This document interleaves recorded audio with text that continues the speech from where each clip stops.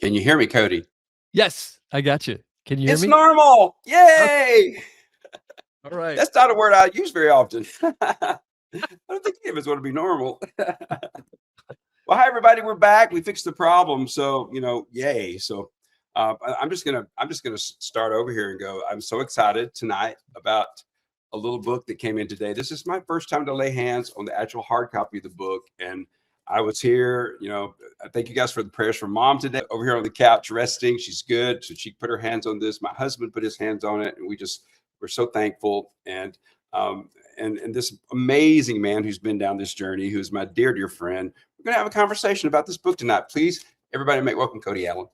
Great to be here. Thank you, Ty. And I've got my copy right here. I have the paperback version, but as you can see, I got lots of notes, lots of things I want to talk about here for the next little bit. And I'm so excited to have this chat. You are a hero to me, Ty, Oh, and have been with me from throughout my journey. We've known each other for we 20 have. some years, and We have. so we'll keep it at 20 some, and won't go 20. We won't get exact on the numbers. I ain't But scared. I will say when we first met, though, neither of us had glasses, and look at us now. I So know. yeah, Yeah. We're both authors. that's right. That's right. I do remember the first time I met you at the radio station back in Dallas.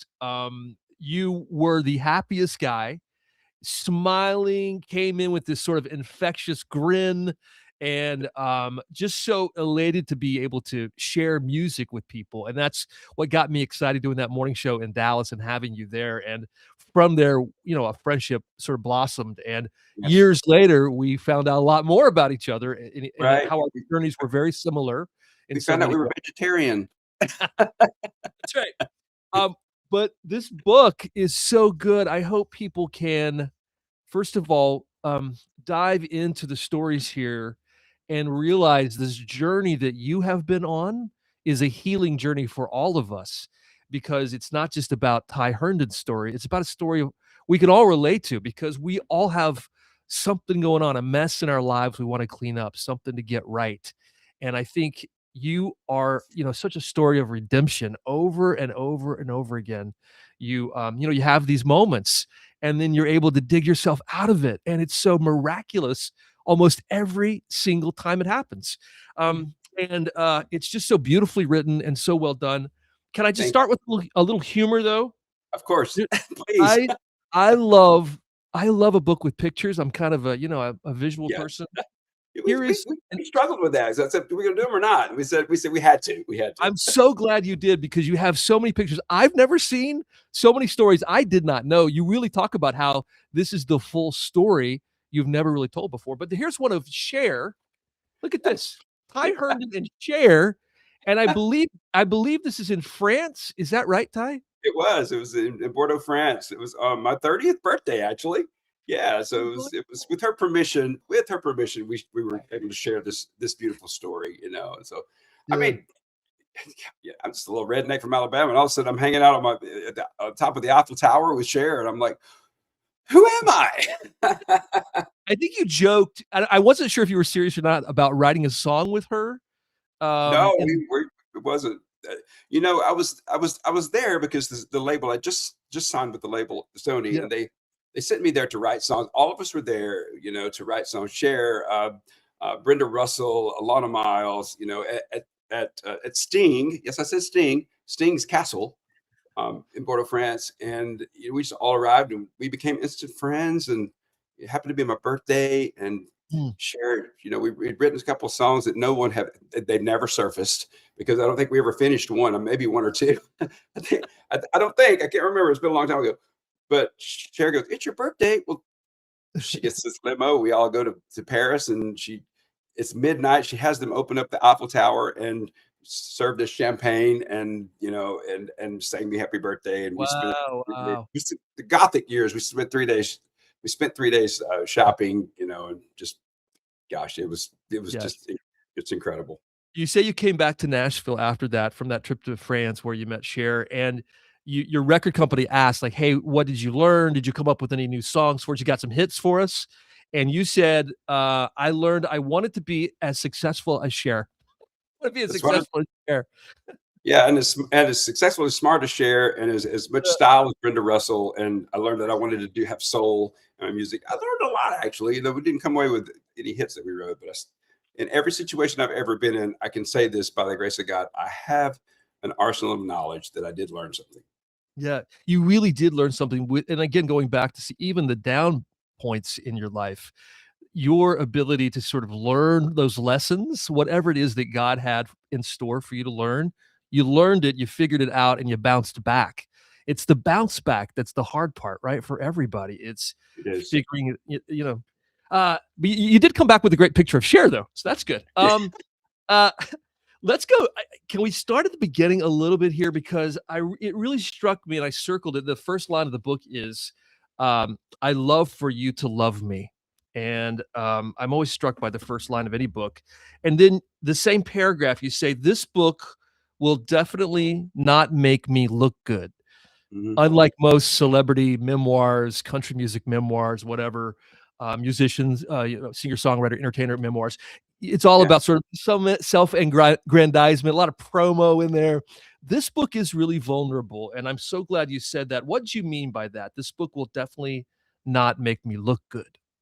I was about to par- partake on a journey that I was going to unfold an onion that was so many layers that even I was scared of, because it wasn't so long ago that we started writing this book that I had just entered so many of those scary rooms for the first time, Mm, through EMDR and meditation and 4 months of mental health work. I was able to start unlocking doors and unlocking memories that had been shut down, suppressed, and were causing what I like to call soul cancer.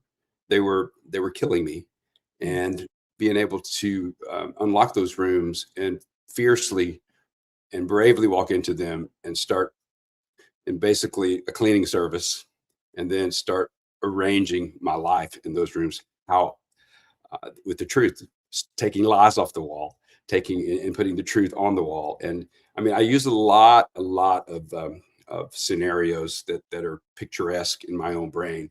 So I wanted to give that to the reader as well, because these scenarios, anyone can do, and they were a huge part of like my sponsor always says, those that addiction, that's the door to that room right there. You can take a nap in front of it, you can sit there, you can knock on it, you can scratch on it, you can dream about it, but you do not have the key anymore. mm. And the work requires that you don't have the key anymore. So um God's got the key. Whoever your spiritual, whatever your spiritual realm is, if it's a tree, it's okay. This another thing I talk about in this book. We are all designed, um, blood and bones, and trauma and fear and victories and spirituality. Everything we're made up of, you're going to find in this. Uh, you're going to walk through a tapestry that Mm, I didn't even understand. mm. Yeah. So the greatest gift for this book is really kind of understanding me. Yeah, Quite yeah, frankly. truly. Well, it's quite a journey. And I imagine as I was reading that it must have been so difficult to share some of this. Were there moments you thought, "Okay, I'm not gonna do this because it's just too much." My beautiful and wonderful ghostwriter. I'd like to say ghost because he's not a ghost. He's my co-writer. My friend told me there would be moments that I would want to throw him out on the front door. And, of course, I would never do that. I'm too Southern. But there were moments that I crawled up under this piano. There were Yeah. moments that I went into that bathroom and I didn't come out for an hour. There Mm, were moments that my husband had to get me out of the corner because I was fiercely crying. And the journey to the truth is always painful for anyone. mhm, Um, but when you want to, basically, somebody said, "Is this a tell-all book?" I'm like, "Yeah, I'm telling on myself. I am telling you the truth about everything, and also honoring all the characters and beautiful people, even the ones that don't talk to me anymore. The people that got honored and felt like they didn't matter, and this the point is that they did matter, and um, my behavior is what needed to be owned in this book. And in that behavior, my goodness gracious, I think if you immerse yourself in this book, um, you're gonna find yourself in some of these situations, and there Yeah. are there are doors that Yeah. you didn't know were there.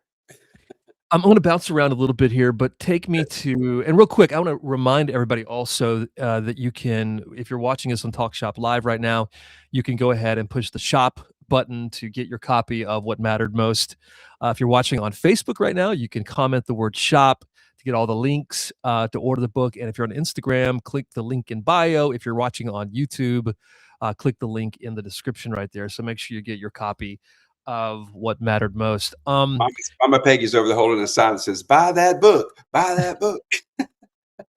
Good for her. I know she, I don't know if you want to talk about it much, but I know she's had a bit of a day, surgery today, and I noticed some of the comments already, people are asking how she's doing. So quick update, if you don't mind, before we move on with more questions about the Of book. course, the procedure was very successful. She's tired and a little sore, but she will be able to now get back to being Mama Peggy and having 20 more Christmases with us. So that's There you really go. that's what She's the sweetest woman. I love your mom. Just the best. you heard What do that they she's say? waiting. Yeah. Said she would kill Apple me if I turned this camera that way, so we're not going to do that. apple doesn't fall far from the tree, I think they say. So, when it comes to the things and the highlights, I think in the book that most moved me, and I think they will the readers as well. I mean, my world changed when you came out. You were the first country star, male country star, to step up and say, "I'm gay," in a big way. Entertainment Tonight, I remember seeing it. I remember seeing the interview. I remember, People Magazine and all the places you were everywhere for a few days there, and it was like, "Oh, man, someone f" I was straight at the time, straight. So in my Right? mind, I was thinking, "Oh gosh, someone did it. Someone actually spoke up. Thank goodness, thank God." That moment, I know, speaking of difficult moments, was a tough one for you, and yet in the book, you talk about also the happiness, the jubilance, the relief that you felt. So behind the scenes a little bit, take us a little BTS there of that day. What do you remember about that day? I got up at 6 a.m. and I was hitting that treadmill because I wanted a cheekbone and good hair that day, and so just about to sit down with Michelle Turner, which I was a fan of, and Yeah. you know, um, it's like when you have a knowing about something, and when this and your surroundings connect, and Mm, it's absolutely the right thing to do, no matter what. I didn't know that I would even have a career after that day. I didn't care about that anymore. I cared about the well-being of myself because I can't serve anyone else unless I'm well. And I can't have a greater purpose unless it starts with me. mm, And that was it. And at the time, Matt was with me, and whom really still great friends with Matt. I honor him so much. And it was just lifted. I'm already gonna cry. Tissues, y'all. Um, but I've already embraced the fact that all these interviews I'm going to cry. So that's it. So, I didn't put on any mascara. So we're going to be great. But I tell you, the tears are so welcome because the redemption of being able to sit down with a friend mm, and tell your truth and know that it's safe to do so is the greatest gift you'll ever give yourself. mm, Um, I walk through that front door, and I don't think that I have bad days anymore. I may have grumpy days, but there's victory in my day today because, as my mama said when she finished reading this book, I kind of expected a book report, and all she said to me was, "Son," she goes, "How does redemption feel?" mm, I said, mm, "Mom, if, give me a cup of coffee." No, I fell into my mom's arms. I came home and fell into my husband's arms, and I fell into my higher power's arms because it's not a thing I ever thought I would feel, mm, and I was okay with that. mhm, But putting this story down, it's my story, and my dear friend Kristen Chenoweth said she said to me when I was trying to do this audiobook. The audiobook is wonderful, but I could mm, not get in a mm, groove with it. I was so close to it. I would Mhm. cry. I'd get stuck, and simple words that I've said a million times looked like a foreign language, and Mhm. it was just, I got stuck.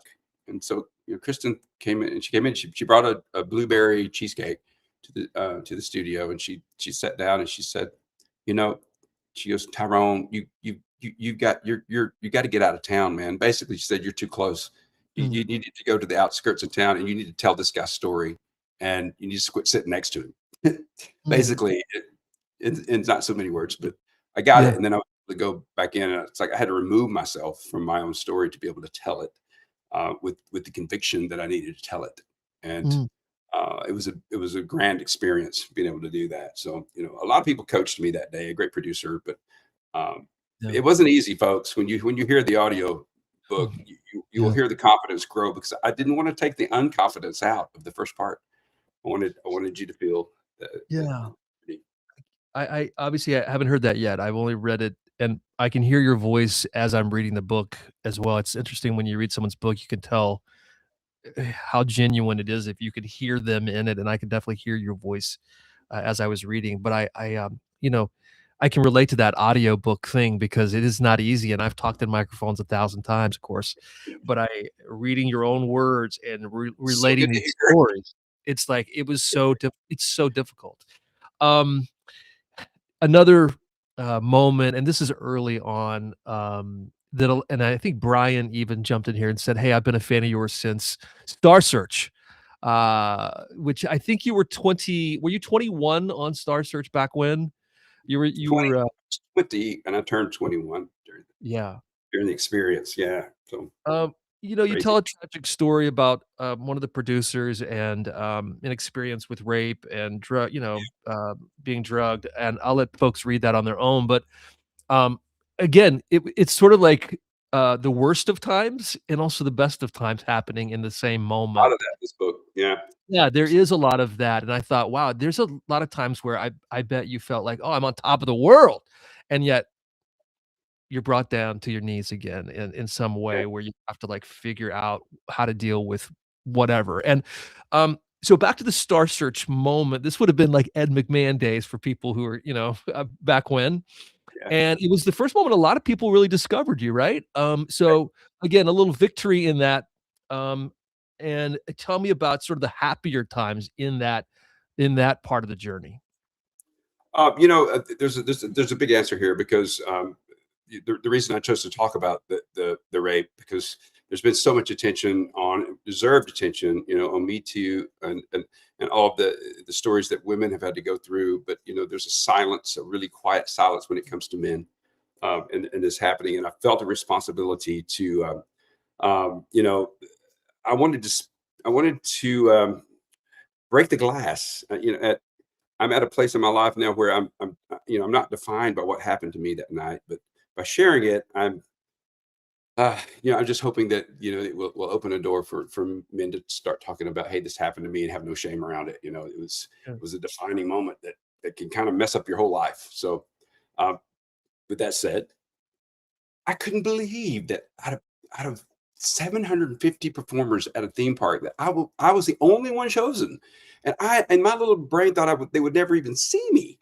And when I got called into the performing arts office, they said, I said, you've been chosen. And I said, oh, great, who else? And they were like, because I thought, with my boys and the Tennessee River Boys that turned into Diamond Rio later, that we would all do it together. And I initially said no, because I didn't want to go without the guys, because we were we were a band of brothers. But even those wonderful dudes that are still in my life said, you got to go do this, man. And with me going to do that and leaving them, I needed a replacement to go to Hollywood. So I wonder who stepped in there. Would it be Marty Rowe, lead Yeah. singer from Diamond Rio? So tell me that God wasn't working there, because he stepped in. I Yeah. came back, and then miraculously went back to the semifinals and the finals. And by the time I got back from that, I knew Marty had found a home with the boys, and that I was going to go and pursue a solo career. And lo and behold, we're in each other's books, and Yeah. all the magic happened all the years later. But Star Search was incredible. It was, and over the years, if you look at the list of Mm. people that got their career start there, including my dear friend Leanne Rhymes, Right. it was insane, and I had never even been on an airplane at that point in my life. So Yeah. it was I was very naive and very not knowledgeable of even of the music business. There you were. There you are on Star Search right There he there. is in that skinny tie, and that's Ed McMahon's wife down there in the corner. We were friends for He's years. Victoria. oh, wow. That's so Yeah, cool. so There she is. yeah. A few pages over is a picture of you and your childhood family, your mom, dad, early picture here. This awesome set of hair. I'm so jealous. I was almost And jealous because still got it. biggest hair in the picture. That was pretty cool, you know? So True. Bigger than your mom's hair a little bit. Yeah. yeah, Um, she they put those not beer cans, we were Pentecostal, but the Coke cans Coke can rollers in, and it was yeah. Um, I did wanna mention since you brought it up, the church, because, before the Star Search experience, before your really big break on, the national scene, um, you had an experience that really set the table for the rest of your life in so many ways when you were sort of called out by this man you call preacher in the book. yeah, pretty Um, yeah, so I think you were how old were you then? You were maybe fine. 10? It was 9, yeah, it 9? was 9, 9, 10 years old. Um, yeah. yeah, that was, because my whole world existed around my testimony and being able to Mm, hit those high notes. And my Aunt Benny playing that piano and just seeing people, come to God in the Pentecostal way and running the aisles. And the energy was just so electric and just it just was everything to me. And to be honest, here I am at 62 years old. It still is everything to me. It is the foundation, the base of what I can be standing in my kitchen and hear a song and just near my God to thee. But that's me. That's how I work. That's my mm, tapestry. But in that moment, um, when preacher, and I say in the book, I probably hated him more longer than I hated anyone ever in my life until one day I realized that he probably wasn't. He probably was very much like me, and there was a reason, wherever he went after that, for calling this little fella out. But I had to admit though, I was, I didn't know anything about. I didn't know I couldn't run through the yard with a mop on my head. I did. I did. I guess I was a little, just a little flamboyant fella, and yeah, my energy was that, and to have it diminished within 3 minutes, and it was. I learned what humiliation felt like, and I didn't even know what it was. I had never even heard the word, in Leviticus and all this. I never heard the word homosexual. I, yeah, you know, I didn't know, but you know, these women that you also meet in the first two chapters of the book are some banshee hens, y'all. And mhm, uh, the minute it was all said and done, I know you're going to love the story in the book, y'all. As much as I love it now, it is a moment of definition for me. But all I saw was hair pieces going at that fella going around the back of the church. We never saw him again. So yeah. there's no telling what those women said or putting his coffee. I'm not sure. Put him in his place, I guess, right? Yeah, yeah, but I don't hate him now. I love him, wherever he is, in heaven or earth. So Um, moving on to some other, unforgettable stories, and by the way, we wanna get to some questions as well. I know a lot of people are chiming in I have on so TalkShop many people I know Live, and love. Oh no, and I see hit y'all. I see y'all. But yeah, it's hit us up important with that those you hear these questions, stories as well. Yeah, I want you to hear what's going on. So and, make sure you click this, shop button if you're on TalkShop Live or, comment the word "shop" in Facebook if you wanna get the links to order. On YouTube, you can click the link to, in the description to get the book What Mattered Most. Um, the song What Mattered Most really was a obviously defining song for your entire career. yeah, And I remember it's one of those songs I remember hearing where I was when I heard it the first time.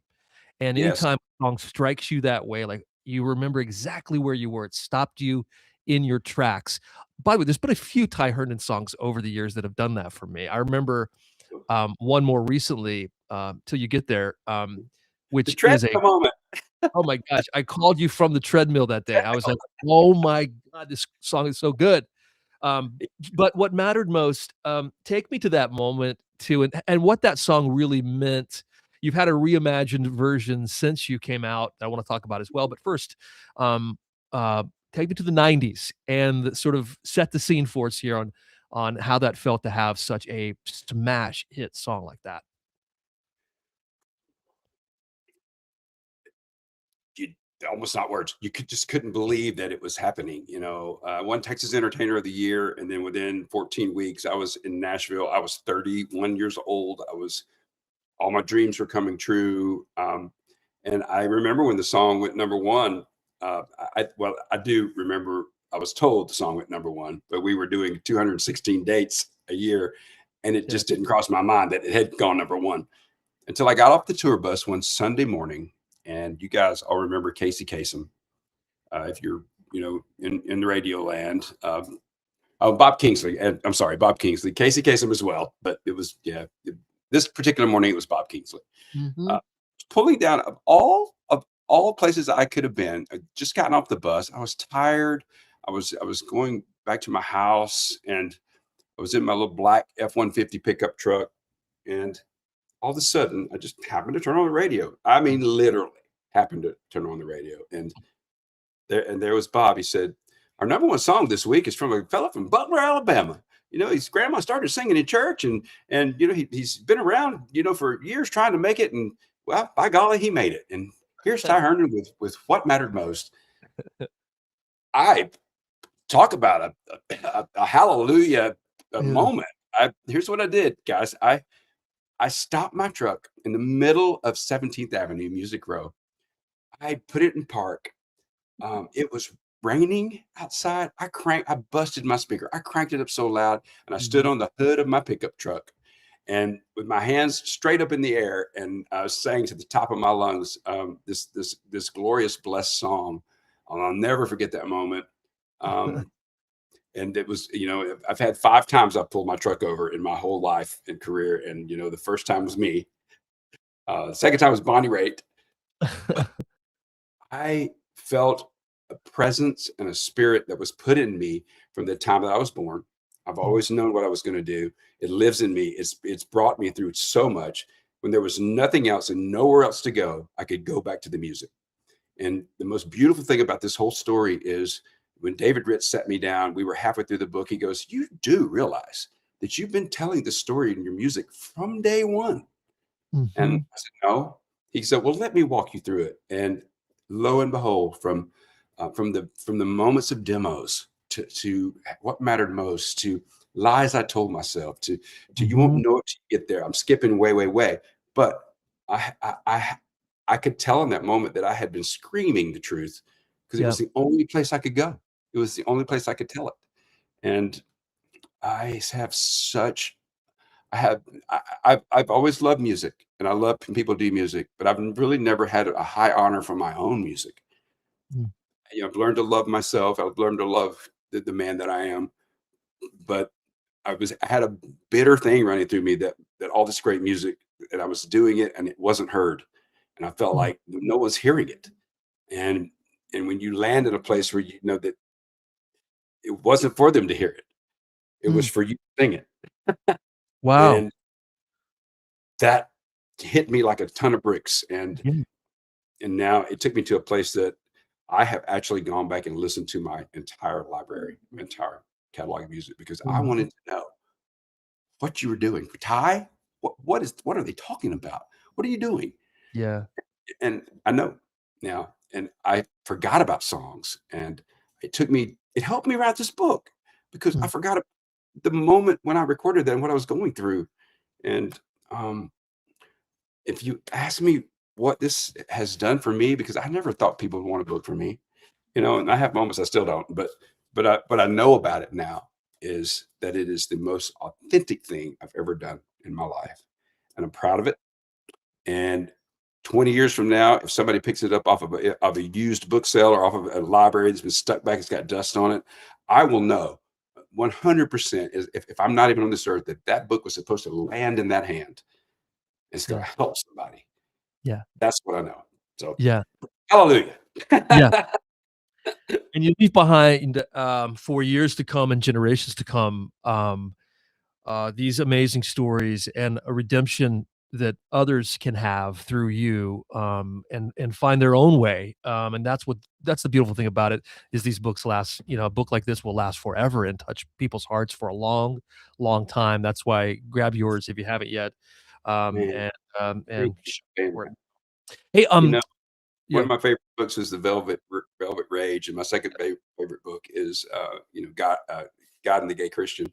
And those are also will have dust on them down through the years, and I hope that I get to join the ranks of that. So yeah. Um, one of the more tragic parts of your life, I want to get to your COVID story in a second. yeah, Um, and folks may remember your arrest that happened in 1995, which was a controversial moment that's that happened. iconic arrest. That's what we call What it. what's that? The iconic arrest. It was a moment, right? I mean, it was definitely a moment in country music where I think it's like people like me, and I was just a dumb I still am a dumb DJ, but I back then I was a young dumb DJ, and, we just didn't know how to deal with it because it was like, "What happened? Ty Herndon, this successful, country music star, what's going on?" It was So, a yeah moment. in Yeah, the go ahead. cell, I do love the lighter side that you bring in the book as well, that it's, obviously one of those moments, and the mug shots in here and everything, you tell the whole story, To have it. from yeah, in the cell, though, funny thing that the guard, I think, is the guard asks for an autograph of your Yeah, CD, and he, like, tucks the CD under the jail cell bars, and you sign the CD and yeah. toss it back to him. You can never would never ever tell me because my grandma always said that if you believe in God or whatever you believe in that you will in the worst times in your life you will feel that little hand on the back of your neck that's gonna massage you or pick you up. Mm, And in one of the worst moments of my life, that's what that was. And I was cold. I needed a blanket because I was in they thought I was suicidal. They had me in a padded cell. Um, it's just and I was. And yeah, but this sweet fella said, "I'm so," because it was this little door that opens like you see in the movies, and he said, "Mr. Herndon, I'm so sorry this happened to you." He goes, but I know you'll get through this, and if you can I this is probably the worst time." But I said, "But can I please have you sign this CD for my wife because she loves you. She's still gonna love you. She doesn't yeah, care." And right. I needed to hear that, Mm, and signed it. I hope he still got it. I'm sure he does, but yeah, she does. yeah, But I took that and I put it back through that little hole, and then lo and behold, he hands me a blanket, and yeah, and in that I know today God was giving me serenity, a little bit of peace, and wrapping the blanket around me. yeah, And I've spent a lot of time in this room.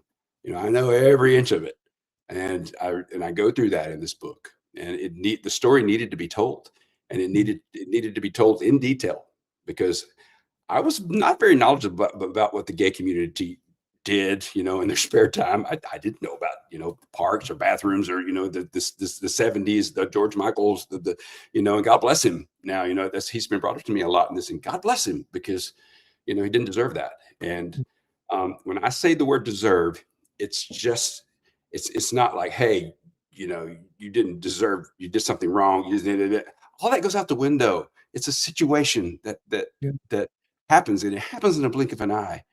And in this particular story, you're going to find out that it was hours and hours before I was ever taken to the police station in an mm, unmarked police car. And I didn't believe for 7 hours that this was even a cop. And, mm, the scars that happened in that window of time. And when I finally convinced them to take me to my tour bus, I yeah, mean, the dominoes that fall in this story are you you almost can't believe it, yeah, and yeah, it's unbelievable. And then to have we go back to this, folks, because here's the key to everything I'm saying here. That mhm, gift that's put in you into your heart. eh, I never was given the opportunity for it to be diminished. I was shown so much love and support, but the stories were so crazy and wild. I mm, mean, it's talk about the beginning of cancel culture, you know, but we didn't let that happen, and I went on to have hit records because of a loving record label family, loving fans who cared about me for my music and actually cared about me as a person. And I didn't even care about me as a person. I, I recorded my first album. I wasn't sober, and a lot of people don't know that. But I think I gave definition to the word um, um, functioning addict at the time, because I always made sure I got sleep. I always made sure that I was vocally ready, and it was. I talk about all this in there, which you'll will read, but I'm really, really. I was when I laid down my head, and when David wrote this, he wrote it with such grace, dignity, truth, fear, heartbreak. Mhm. I'm gonna cry now. And it took me 7 days to get through 3 chapters, because I kept having to walk away because I'd never seen the truth on paper, my truth that I so badly wanted to tell. No matter how awful it was the Mm. truth. And that was the first time I took a breath with this, and I desperately wanted. Even some of my own family don't know the story, Mm. and because I buried it, Yeah. there were days I didn't know the truth, Mhm. but through a lot of beautiful work and EMDR, I was able to uncover every inch of it, and I became okay with it. Actually, I never say I was proud of it, but it saved my life, because Mhm. my mom's. Because I went through this time where I was going, oh, guys, I love your questions. Really get to them. Cody, Yeah. I knew. I went through a time where I was so convinced um, that nothing I had to say mattered. That just shut up and sing, shut up and Mhm. sing, and hope and pray that you get the next gig.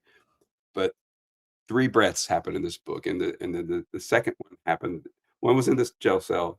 The second one, I was in line at what I called tuckaway rehab, which was the first one. Um, that my song came on the radio in the Yeah. kitchen. Nobody knew who the hell I was, but this guy was grilling burgers back there in a rehab kitchen, had country music on. What mattered most, blaring on the radio. I'm sorry, I want my goodbye back, blaring on the radio, singing along. And the DJ said after the song was over, well, that song was dead and gone, but by some miracle, it's back up to number 5 this week. So anyhow, Mm. that was the Wow. second. I knew that moment that I might be okay. Yeah. Well, and I feel like outside of talk about these breaths, each breath, to give you life again for whatever reason you were, down and ready to give up, and you get back up again. And I feel like there have been angels also. You talk about in the book how, the guard was really an angel also. It Yeah. reminds me of the It's a Wonderful Life story of George Bailey, who's about to Yeah. commit suicide on the bridge, right? And all of a sudden the guardian angel Clarence shows up On the to save side, him. angels. Yes. And last, before we get to all these amazing questions from everybody, um, during COVID, you obviously hit another one of those moments and had an angel really wake you up and bring you back. And if you don't mind sharing just a glimpse of that story as well, Ty, it's so moving. Well, I think when we COVID were was in. hard for all of us. It was a dreary time. A lot of us were alone. We were at home.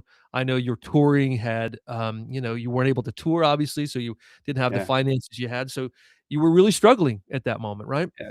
At that point, we worked so hard over those 5 years after I came out to build a castle, to build a Yeah. place that I could exist. And then, in one brief shining moment that was known as COVID, within 2 days, everything was gone. Made for TV movie, the new album, new record deal, tour, all of it. And it was just like watching all the recovery work flush down the toilet. And the worst thing that can happen to an addict is to find yourself alone. And man, talk about the ghosts, the old ghosts. And um, yeah, so I became pretty unmanageable to myself, Mhm. and extremely hopeless. A hopelessness set in. And I talk about this in the book too. When you're in a place where you believe that the end is near, and you're going to do that, there is a peace that comes over you, that you believe. Yes, people agrees. Here's my baby's barking over there. There's a peace that happens with your heart, body, mind, and spirit that's unexplainable, really. you just become okay with your decision. And it's a pretty tough spot to be in. But that morning, about 6:30 a.m., I lost my dear little first cousin to an accidental overdose, Mm. and I was about to purposely overdose. And pills in hand, uh, and I looked up, and Josh always never had a shirt on, never had shoes on. He was just this great kid, and he was he was 20 years old Mm. when he died. And I saw him clearly standing there, and it's like what he said to me, what came to my mind was, "Look what this did to our family. Don't don't add Mm. to it. You, Mhm. you got to stay. You got to stay. You got to tell my story. You got to tell your story, and you got to tell a lot of people's story." And Mhm. uh, I don't want to give too much away. Once you guys read the book, but Yeah. you know, then an angel made a phone call. It's in the song "Guard of the Gun." Yeah. That phone was on that couch over there. It was not in my hand. And Yeah. my dear friend Debbie Carroll said, "You called me." I said, "No, I called you." "No, you called me." It was like, who cares who called? The phone rang Yeah. at that early in the morning on a New Year's Eve morning. Yeah. And Debbie Carroll said, "Only one reason an artist called me this early. You okay?" And I said, "I'm not. I need Yeah. help." And that day started my recovery journey, not from drugs and alcohol, but mental health. And I Mm. found out in that time, I had, if it was A to Z, I had it. If it was, it was ADHD, it was bipolar, it was a laundry list of Flight of the Bumblebees that had to calm down. And Yeah. yes, victory in And Jesus.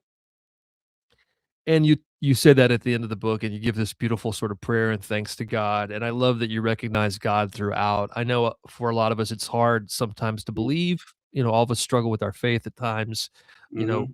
we struggle with who we are and how God accepts us or not, Yeah. and I love that you bring God up at the end and say, "I thank God for giving me the heart to write my story. I thank God for everyone who has blessed me by reading this story. I thank God for everything." And I think this book is going to bless a lot of people. I'm so glad you wrote it. I'm so glad you were vulnerable and sharing so many of these stories that I think are It's with just me. beautiful and redemptive. So I know people are going to love it. Let's get to Thank some of these questions over Thank here, you so okay? much. Appreciate that. Yeah, And absolutely. and just to say a quick thing and get to the question, that's another reason for this, because there is a bigger energy out there, y'all. Just hang in there with it if you don't know it. Absolutely. Let's see here. I'm looking over some of these. A lot of people reminiscing about uh knowing you, talking about your mom a little bit here, who's doing better this right now after her surgery today. Let's see. Um Here's a great question. This kind of dovetails well into us talking about God and how it's been he has been a central figure in your life and helping you through all these things.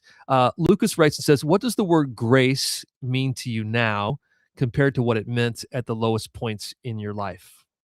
Lowest point in my life, people had a lot of grace with me, and later on, I discovered what grace is, and able to have grace for others now, and know that I can be loved and loved no matter what, and that people give and take grace. It's a give and take, and yeah. So I had no grace in the beginning; others had to have it for me. So that was an excellent question. Misha has a great question too. It's about country music and the LGBTQ community. She writes and says, "How has the country music industry changed toward LGBTQ plus artists since you came out, and how much further do you think it still needs to go?" That's a biggie there. Question. I feel like Yeah. I probably spend 50% of my time counseling and talking to folks that want to come to town and be an artist or songwriter or whatever. And it has changed. We have some brilliant artists here that are making their way and making their way onto the radio, making their way onto being being beautiful. On what they call the impression, they make great impressions. I just lost the word. And yeah, there were a lot of them on the red carpet the other night, the GLAAD Awards. Um, Influencers and Mentors, thank you very much. Had lost the word, but here's what let me answer that question real quick. yeah. If you want to be a country artist, then don't worry about who you are sexually. You worry about being the best damn country artist you can be. You worry about being the best songwriter you can be. You take Mm, piano lessons, you take guitar lessons, you take voice lessons. You know your history of country music, and I promise you, you come to town that way. Everything's going to come out in your music. You want to mm, come out in your music. and be the best you can be, and be that artist, and the rest will fall in place. Yeah. And that's what I wish someone had told me. So I've been telling you Yeah. that now. Yeah, me too. Because it's, and I've heard people kind of compare it like it's a percentage of you. It obviously is who you are, Yeah. but it's not all of who you are. And We pride ourselves on being authentic in country music. So, yeah, be that. well, Just be at it. So, we're the real life lyrics, right? The best country music lyrics are from no, real life. troublemakers here. Don't do that. Let's see. Iris writes, and she's got a big question too. She says your path included many challenging moments. Which of those chapters in the book required the most courage to put into print? It goes back a little bit to like we talked about uh, how tough it must have been to write some of these stories and even read them in the audiobook. As a man, as a full-grown cowboy man, pig farmer from Alabama, writing about the sexual assaults and exposing that was really, really difficult for me. And it wasn't about forgiving anybody. It was about forgiving myself. And because I think a lot of times when I hear this story a lot, if it happens to you, 90% of the time you blame yourself. Well, I chose to be there. I chose Mm, to be in that room. I chose to do those drugs. I chose to do this, and this mhm, happened because of it. Well, what I learned is no, that's not true. And mhm, wherever if it, yeah, I was a 20-year-old. It took me to hanging off a 20-store balcony when I was 20 years old, and having another angel pull me off of there. I've had a mhm. lot of angels, but um, that was a great question because Yeah, that was a housekeeper, right? The housekeeper story, which is yeah, crazy. Another one of those, like, what? It's so awesome, like, the movement in your life of these angels and God bringing you back from the brink. I can't wait for people to hear and read that story. It's another just I'm tearing up now myself. A lot I, of people die. Go ahead, sorry. I know. I worried there were so many of those moments that people would give up on the book, but what I'm finding and hearing is no, it makes them want to read more, and Mm. yeah, I worship that. I love that. Thank you guys for all that feedback. Let's see, we've got people who wanted to mention, let's see, I saw you at a county fair in Toledo. I've seen you in Wendover. Let's see, a question here from Karina. What do you want readers to understand about what it felt like to have spent so many years living in secret? Um, you know, we don't have any shadows in our house anymore. We don't even we don't even store a lot of boxes and closets around here, um, because the dark places are really scary. Mhm, And it's simple but true. I don't avoid them. I just choose to shine my light, God's light, your light on a situation that might desperately need light. So I lived in those rooms for so long, um, that I didn't even know what sunshine felt like. It was, I mean, it was hard. And and as hard as it was, my strength came from music. I loved the music so much that I could never stop, and never entered my mind to stop. I thought about getting my real estate license at one time because I needed to pay the rent, but when the phones weren't ringing, and yeah, those were some hard days, and just not feeling seen or wanted or loved. Um, mm, you know, that's a tough place for anybody to be. Um, yeah. So, but I mhm. can tell you right now, it's not true. It's not true. Yeah, And so the truth truly shall set you free. And the hardest truth to set you free is your truth. yeah. We got Illinois over here. Let's see, some folks joining us just now from all over. And let's see, I had a couple of more questions here. Wanda had a great one here. She says, "Do you find it hard to love?" And I think I know the answer to that. I think maybe don't you feel like the more vulnerable, the more open you are, the more real and honest you become, the easier it is to love, right? Because you're not Yes. hiding anymore. You're not, like you Yeah. said, in the darkness. The truth. The truth is easy to love. It becomes challenging when you're not getting the truth, and you're. What I'm trying to say is, I was in denial for so long about so many things that it's hard for me to sit with someone who's in denial about, oh, hi, it's my uncle calling to check on mom. I have to call you back. Okay. Um, yeah, because denial is also a cancer, and I had so much of it and lived in it for so long that what it looks like to me is, gosh, I want to love you and hug you hard, and help you on your journey. So anyhow, no, it's pretty easy to love. It No. runs in my family. I love you. I love you even when you don't think I do. Well, Ty, I love you. You've been such a dear friend, like I said, over the years in so many ways. Just Thank you. always reaching out. And sometimes I get a voice message from Ty out of nowhere, and it comes on just the day I needed it, or a text message, or you're just the sweetest guy. Someone said over here, and it's so true. You have a heart of gold, and you see that, you feel that when you talk, and it really is Thank so you.